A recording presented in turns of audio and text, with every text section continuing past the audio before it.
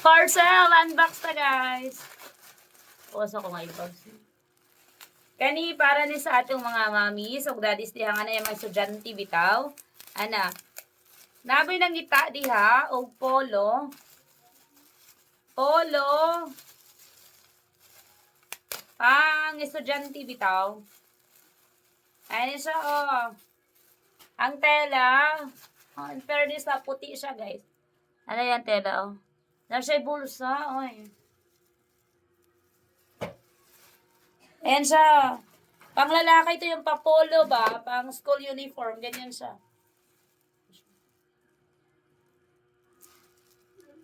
May bulsa din ah. Pang ito, 9 years old ni siya nga size. Ito, 9 years old, size 14. Pero nakadepende na sa size sa inyong bata ha. Kaya na may bata nga, 8 years old siya pero medyo dakuon siya. Ano ha? So refer mo sa size guide. Okay, na-upload ni siya. Same shop lang ni sila ha. Same shop lang. So na-upload sila. Kani, oh.